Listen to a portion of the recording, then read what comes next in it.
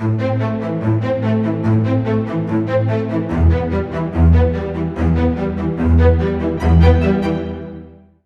vivons une période trouble. Nous espérons sortir enfin de la pandémie du Covid et renouer ainsi avec une croissance économique. Et voilà que la guerre en Ukraine arrive et assombrit à nouveau nos horizons. Dans un contexte économique qui redevient tendu, la filière des systèmes d'information doit à nouveau passer au crible ses investissements et du coup re-questionner les projets pour cibler davantage ceux qui ont vraiment de la valeur pour les métiers. Plus que jamais, à l'USF, nous devons travailler pour fédérer davantage notre écosystème et surtout œuvrer pour défendre les intérêts de nos adhérents et influencer au mieux la roadmap des services et de solutions que SAP a pour notre avenir proche. Pour cela, l'USF se donne 3 objectifs en 2022.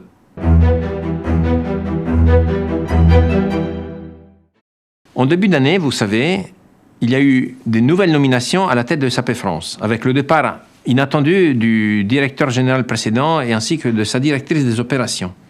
Évidemment, le premier geste que nous avons fait, c'est de rouvrir immédiatement une nouvelle communication, un nouvel échange avec la nouvelle gouvernance, parce que nous tenons à cœur le fait de voir une relation constructive avec SAP France.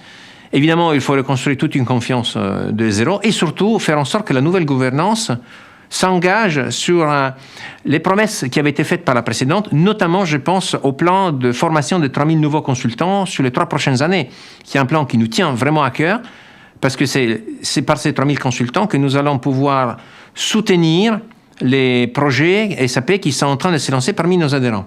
Les premiers signaux sont encourageants. Pour autant, nous allons garder une attention très haute parce que nous voulons que cette relation s'installe de manière constructive et en confiance dans la durée. C'est essentiel pour pouvoir vraiment aider nos adhérents et être à leur service dans le long terme.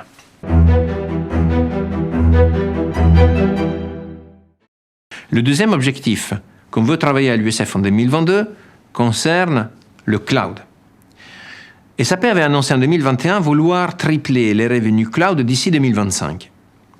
En même temps, en France et en Suisse francophone, nous nous rendons compte qu'il y a une réticence de la part des adhérents à adopter complètement cette stratégie. Ces réticences peuvent être dues à différents facteurs. Un problème dans la compréhension de l'offre fonctionnelle, à des prérequis techniques qui doivent être explicités, à des problèmes sur la sécurité des données, à des questionnements autour de la migration d'un modèle de licensing de licence perpétuelle vers des souscriptions cloud. Ça veut dire que nous devons travailler cet objectif sur 2 angles. Un travail avec SAP au sujet de la clarification de l'offre en tant que telle. Quelle est la valeur qu'elle apporte réellement à nos adhérents et quelle est donc la raison ultime pour qu'ils puissent adopter le cloud sans trop de soucis. Mais il y a aussi un deuxième pan qu'il faut absolument prendre en considération. Il y aura certainement des sociétés, des entreprises qui n'auront pas la possibilité ou simplement l'envie d'aller sur du cloud. Et donc le questionnement de leur maintien au sein d'un écosystème SAP se pose et ça veut dire que nous devons prévoir, peut-être, dès maintenant, selon les réponses que SAP nous donnera, un accompagnement pour leur permettre de faire une sortie graduelle et ordonnée du monde SAP.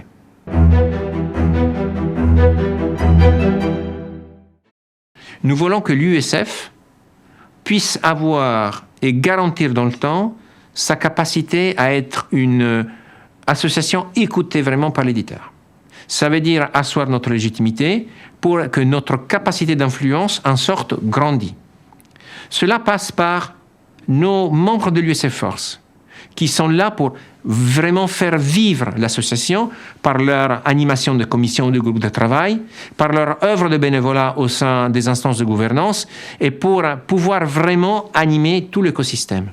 Ça passe aussi par nos adhérents, parce que c'est par leurs compétences et leur capacité à vouloir partager au sein de notre réseau que nous saurons être vraiment dans un esprit de croissance tous ensemble, de partage de meilleures expériences, entendre et comprendre les différentes problématiques ou les différentes leçons retenues par tel projet ou tel autre projet et comprendre quelles seraient les meilleures solutions face à certaines problématiques techniques ou fonctionnelles qu'on pourrait rencontrer. Et si vous n'êtes pas adhérent à l'USF, nous avons également besoin de vous.